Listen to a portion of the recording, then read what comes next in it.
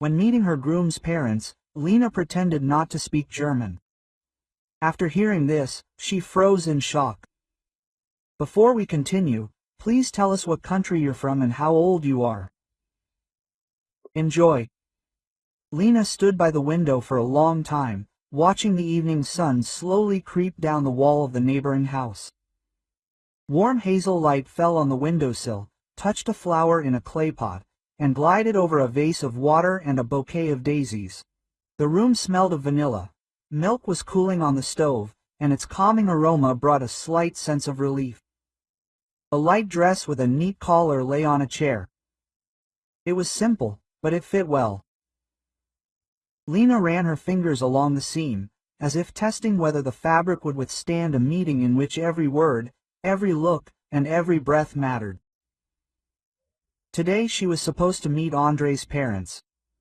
Andre had been her fiancé for 6 months now, quiet, attentive, a little absent-minded when he was thinking about his own projects. He knew how to listen, knew how to remain silent, knew how to bring ordinary bagels with tea and say they were the best in the neighborhood. Lena felt at ease with him, but meeting his parents still left the delicate strings trembling anxiously inside, like a violin that hadn't been tuned in a long time. The main thing is to be yourself, Lena said out loud, as if encouraging not herself but her reflection. And remember that everything is fine. She braided her hair in a simple braid, put on small stud earrings, applied clear lip balm, and took a pre-baked apple and cinnamon pie from the refrigerator. The pie smelled like it had in her grandmother's house as a child: sugar crust, white flour, warm sweetness. Lena covered the pie with a white napkin, placed her palm on it, and closed her eyes for a second. Her breathing calmed. It was as if they'd agreed with the pie. Everything would go as it should. The phone beeped briefly. A message from Andre. "We're waiting. Take your time, I'll meet you at the entrance." Under the message was a smiley face with a hand and a small heart. Lena smiled and replied, "I'm coming." Andre's.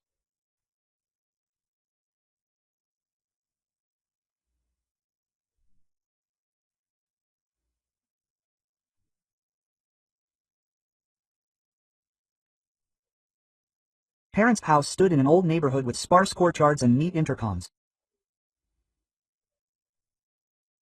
Many years ago, they built here with room to spare, so the stairwells were wide, the steps gentle, and the windows in the entrance were large, like in a school. A polished sign hung on the wall, Semyonov's. The entrance didn't smell of cats or anything fried. It smelled of old wood, cleaning product, and a hint of expensive perfume. Andre was already standing at the intercom, beige coat, scarf, holding a small box covered in white paper. He saw Lena, stepped forward, took the pie from her, and said quietly, quote, "How are you?" "Fine," she answered, trying to keep her voice even. A little nervously, quote, "I'm here," he said. "Always." Lena nodded, and they went up to the 3rd floor. A small spruce branch lay on the doormat. Either the cat had dragged it in, or one of the neighbors had lost it. Andre rang the bell. Footsteps were heard outside, then a soft click. The door opened. A woman of about 5 stood before them, in a light blouse and pearl earrings. Her face was beautiful, well-groomed, her gaze direct, inquisitive. Olga Viktorovna, Andre's mother. She nodded, the corners of her lips smiled, and said, "Hello, Elena." "Come in. Andre, help me take off my coat." Her voice was polite, but it was the kind of politeness that doesn't always let you in closer. Lena smiled and stepped into the hallway. The apartment smelled of something meaty, perfume, and fresh apples. On the walls were photographs from different countries. An ancient bridge, a statue in the square, a view of the lake. On the shelf were 3 frames with Andre as a child, in 1st grade, with a large bouquet of asters, in a pioneer tie at the campsite, on a bike path in a helmet. Quote, "Dad is in the kitchen," said Olga Viktorovna, "pouring tea, and you can put the pie here." She nodded at the small table. "What a scent. It's apple." Quote, Lena said, removing the napkin from the pie. "According to my grandmother's recipe." "Wonderful," Olga nodded. "I bake sometimes too, although mostly strudels." German classics, quote. The word made Lena feel a slight twinge inside. However, it hasn't hurt yet. Strudel, it's beautiful. Andrei's father, Viktor Pavlovich, entered the kitchen. He turned out to be a stocky man, broad-shouldered, with a warm smile and a large teapot in his hands. Well, hello, Elena, he said. Finally, we see you in person, not in a photograph.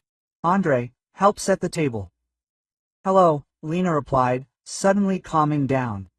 There was something familiar about this man. Perhaps it was the way he spoke directly, perhaps it was the way his eyes revealed no hidden thoughts. Such a look comes from those who have seen a lot and don't like fuss. The table was neatly set. Salads in glass bowls, fish on a white platter, bread in a wicker basket. Along the edge of the table were small plates with sliced lemons, herbs, and pickles. Not a crumb on the tablecloth. Lena placed her pie on an empty spot. Olga moved a napkin toward him, as if marking the spot on a map. They sat down. Olga Viktorovna, to Lena's right, opposite. Viktor, next to Lena. Andrei. Olga began to talk, as people used to keeping the house in good order can. She talked about how the fish was a success, how the cucumbers at this store were often unevenly salted in winter, how it's better to boil the kettle twice, how the bread in Germany is completely different. Elena, did you tell me where you work? Olga asked, pouring tea in a thin stream. Where exactly? At the gymnasium, as a teacher, Lena answered. In the senior and middle grades. A teacher. I see, Olga drawled. That's good. Right, Viktor? Everyone has their own tastes, he said. She spoke easily, confidently. And in these words there was nothing that could be caught. Lena answered briefly. She did not want to shine or justify herself. She just wanted to show what she was like. Calm, hard-working, without unnecessary glitter. Olga from time to time changed the conversation to the level of where it was better to relax, in which store everything was humane, where the crowd was decent. Lena listened, nodded, took a sip of tea, smiled when Andrei quietly commented on the stupid labels on the bottles. It was important for her to keep a smooth pace. When the fish was eaten and the table was a little empty, Olga Viktorovna's face changed. She moved her plate slightly, she laid the napkin flat across her knees, a gesture Lena had already noticed. That's how Olga introduced topics she considered serious. Quote, Elena, she said, what do your parents do? Lena answered calmly. Mom, a primary school teacher. Dad worked in the military unit, then went into a small construction business. We live modestly, but amicably. Teachers are noble, Olga said in a tone as if she had briefly tried the word on someone she knew. Andrei, by the way, has been more into the exact sciences since childhood. I guess we all agreed on that. I like it when everything is in its place, Andrei intervened. Lena smiled and nodded at her neatly folded napkin. Look, even Lena's napkin is more even than mine. Lena smiled, and Olga seemed to look away for a second. She seemed to expect Lena to say something wrong, but Lena spoke like one, and it slightly disrupted her well-established stride. A little later, when the conversation turned to vacations, Olga Viktorovna imperceptibly changed language. From the first word, it was clear, German. She said it naturally, as if she always did this when it was necessary to discuss among her own people something that strangers didn't need to know. Meinst, she said, looking at Viktor. Einfach. Lena lowered her gaze into her cup and didn't move anymore. She understood every word perfectly. German was her professional territory, but now this territory suddenly seemed like a field on which she was being measured. Viktor quietly replied. Andrei is friendly, and Andrei loves her. Love is good, Olga, but the family is more friendly. She loves the hands and the thorns. She loves Nouveau. Love is good, but family is more than just feelings. Look at your hands, at the jewelry. There's no level. Lena sat motionless. She always took care of her hands. Hands mean a lot at school. And her jewelry was always simple. A memory of her mother and grandmother. The words, "there's no level," resonated like thin paper that can suddenly turn into a sharp knife. "Vielleicht brokestem," Victor said carefully. "Maybe I shouldn't be afraid?" Olga replied. "I'm not afraid. I want the best for my son." Quote. Lena slowly raised her head and met Victor's gaze. He looked at her with a familiar expression. Rather, she seemed guilty, as if he wanted to apologize for not stopping the conversation. Olga threw a couple more phrases into the air. They touched on her social circle, her place of residence, and public receptions. Lena felt a chill rise inside, but she breathed evenly. She had been taught not to respond with a copycat to rudeness, to resist the urge to put someone in their place with one harsh phrase. There is another power, to speak at the right time, calmly, without shouting. She looked up at Olga and said in German, clearly, calmly, evenly, "Good evening." "Thank you for the evening." "The tea was very good, and thank you for your frankness. It's useful to hear what people say when they feel they are not understood." Quote. Olga froze. The teaspoon in her hand paused for a split second above the saucer, and, barely touching the porcelain, clinked. Victor slowly put the cup down. Andre shrugged. "What?" he asked. "Lena, I understand everything," Lena said in Russian. "And German, and what you wanted to say." She turned her gaze to Olga.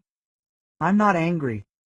I just want to be known by my deeds, not by my collar and earrings. I don't know how to go to receptions, that's the truth. I know how to work, teach children, bake pies, and be there for the one I love." Silence fell. In this silence, the distant drip-drip of the bathroom could be heard. Somewhere, the faucet started to run. Andre slowly rose from his chair. Quote, "Mom," he said carefully, "don't do that." Olga Viktorovna opened her mouth as if she was about to say something harsh, but the words didn't come out. She suddenly pursed her lips and looked away. Lena stood up, thanked him again for dinner, and picked up her coat. "I'll go," she said quietly. "Andre, we'll get in touch." Andre took a sharp step after her. "I'm with you." Olga shrugged. "Why make a drama?" she said in an almost familiar tone, but her voice trembled. "Because it hurts," Andre replied. "And because I won't allow any of us to be humiliated today." Victor stood up with them. "I'll see you out," he said. "Elena, I'm sorry. It wasn't supposed to sound like that." Lena nodded. "Everything sounded the way it should have sounded, so that we could understand each other." It was cool on the landing, the walls were light and clean, and on the handrail there was a lone trace of someone's hand. Victor stopped before pressing the elevator button and looked at Lena. "You said the right words," he said quietly. "Not everyone can do that." "I didn't want to put anyone in an awkward position," Lena answered. "I wanted respect, at least ordinary." "The hardest thing is to admit it out loud," said Victor. "Forgive us and give us time." The elevator arrived slowly. The doors opened like the pages of a book. They descended silently. Victor paused for a second on the first floor. "Elena," he said, "I really hope you won't leave our lives because of tonight." "It doesn't depend on tonight," Lena answered. "It depends on what happens next." Andre took Lena's arm. The air outside was humid and warm. They walked in silence to the bus stop. Then Andre quietly said, "Sorry, dear," Lena answered. "You didn't say those words, but now you've seen how they sound." "I'll talk to Mom," he said firmly, like a human being. "And if it doesn't work out, we'll still be together. We'll find another language." Lena nodded. I don't want war, but I do want to be respected and for you to be there when the going gets tough. I will, Andre said. Lena spent the night almost sleepless. Sometimes it seemed like the silence was roaring, like the sea when you stand with your back to it. She got up, went to the window, looked out at the yard. The lantern, the dark treetops, the empty bench, then lay down again, thinking about how strangely languages sometimes intertwine. One studies for work, the other for life. And if the first can be difficult, the second is even more difficult. The language of respect, the language of simplicity. In the morning, she arrived at school earlier than usual. The classrooms were empty, the hallway smelled of chalk and a damp rag. Lena passed the board with the schedule, opened the door. Yesterday's words remain on the board. Freundschaft, friendship. Lena smiled and nodded. Work always saved her. Neat notebooks, familiar topics, listening eyes.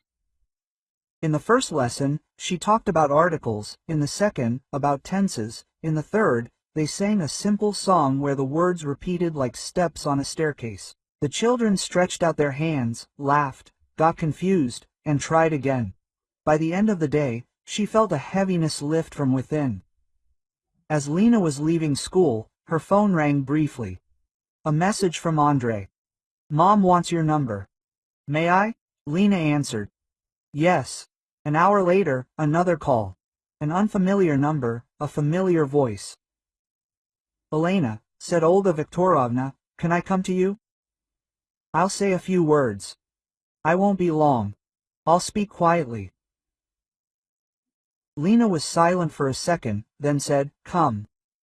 Olga arrived without makeup, wearing a simple raincoat, carrying a bouquet of small daisies, the same ones Lena had brought to them yesterday. She took off her shoes at the doorway, placed them on the rug, and looked around the way someone looks into a house, wanting to understand what's important here, what's unnecessary. Your place is clean, she said quietly. And it smells like apples.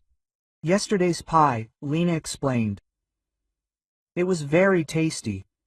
They sat down in the kitchen. Olga was silent at first, then said, I was wrong yesterday. I don't know why this coldness turns on in me when it comes to my son. Probably fear, probably the habit of keeping everything at a level. And the level is sometimes just a wrapper. You took this wrapper off me yesterday, and I was not ready for it. Forgive me. Lena looked at her carefully. Everyone makes mistakes. It's important that you came. I came because I want to understand you, Olga said. You are not like those with whom I am used to talking. You do not make excuses and do not attack. It disarms, and it teaches me. I would really like to. She stopped. She really wanted us to try again from a clean slate. I can bake strudel, but sometimes it's easier to start with compote. She smiled shyly. I brought daisies. I know they are simple. But today I want simple. Lena took the bouquet, put it in a jar, poured tea. They talked about little things, about curtains, about books, about what poems the children read at the gymnasium. There were no levels in the conversation. It was, how are you? How are you? How are we? Before leaving, Olga said, I'm terribly afraid of losing my son when he gets married. I'm afraid that he will leave and never come back. I understand this in my head, but my heart often does stupid things. Thank you for not closing the door. Thank you for knowing how to speak the right way. It doesn't always work out, Lena said. Sometimes everything inside screams, but there is music. It helps. In class, I sometimes ask the children to sing if an argument starts. A song doesn't solve a problem, but it makes breathing more even. I should also learn to sing, instead of lecturing, Olga chuckled. I'll try. They said goodbye. Olga lingered at the door. You did it yesterday, didn't you? She hesitated. You could have said everything differently. But you said it in a way that I heard. That rarely happens. Thank you, quote. I heard you first, Lena replied, and then decided how to say it. A week later, Lena and Andrei came to the Semyonovs again. The hallway was just as clean, but the air was different, softer. Olga greeted them in a simple dress, without jewelry, but with a genuine smile. On the table were simple dishes: potatoes, salad, fried chicken. Lena brought the pie, and Olga bought the cake at a bakery near the house. Quote, "I decided to start with something simple," she admitted. "There's time to make it more complicated." Victor brought an old record player and put on a staying record. The music filled the room, without interfering with the conversation. Olga glanced at Lena from time to time, as if wanting to make sure everything really was okay. Lena responded with a look, "Yes." And Olga exhaled. At the end of the evening, Olga said, "I thought for a long time about how you like it. Can you?" "Yes. Basically, I was thinking about how to say something important to you in German, but I realized it's important to speak the language the heart hears without words, so I'll say it in Russian. I'm glad we have you." Lena nodded. "And I'm glad." "Thank you." Andrei sat next to me, smiling silently, the way people smile when they suddenly feel more spacious. The wedding took place at the beginning of summer. It had been raining since morning, thin as a golden thread that suddenly fell from the sky and created a bridge between the roofs. Then the sun came out, and a rainbow arc lay right across the square, short but very clear. Only the closest relatives were at the wedding. Afterward, a nearby cafe with white tablecloths and wooden chairs, where the coffee smelled real and the pastries weren't too sweet. Olga Viktorovna asked to speak after they raised glasses of fruit drink. She stood up, put her palms on the back of the chair so they wouldn't shake, and said, "I'll be brief. I once thought my German would save me from awkward situations, but it turned out that no language will save me if there's pride in the head. And no language is needed if there's respect in the heart. Lenachka, thank you for the lesson. Andrei, thank you for being with us. Victor, thank you for being there." She smiled, and the smile was genuine. "I love you. All of you." The first to applaud were the children, Lena's students, whom she invited to run in for a minute, listen to music, and eat a cake. They clapped sincerely, without thinking about the correct way. And there was so much purity in it that the adults smiled at each other, as if they had agreed without words. Life after the wedding went its own way, not smooth as marble, but lively, like a wooden bench. It had the smell of soup, too strong tea, running around the shops, and long weekends with their parents. Sometimes petty arguments arose about curtains, about shelves, about where to put flowers. But these arguments did not turn into war.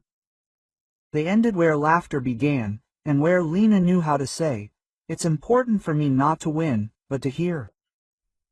Andrei learned this next to her. Sometimes it worked right away, sometimes it took a second try. Olga Viktorovna called rarely, but on time. Sometimes she asked about recipes, sometimes she asked how to say this or that word in German. She began to come without levels, in simple sweaters, in comfortable shoes, with a jar of pickles in her bag. He and Lena sat in the kitchen, warmed the kettle and shared the little things that make up life. Today the boys in the class mixed up the articles and laughed. Today Victor fixed the faucet himself. Today Andrei brought home a stupid cactus and said that it was our family yacht. On Sundays, Victor smoothed his mustache, brought in a bun in a paper bag. He said, "I was passing by." They listened to old records together. And sometimes Lena asked him to tell her how he got stuck at the station during a business trip in the winter and heated the stove with old newspapers. Victor told her stories with pleasure and always finished. The main thing is to have someone nearby with whom you can be silent. Sometimes Lena's thoughts returned to that first evening at the Semyonovs.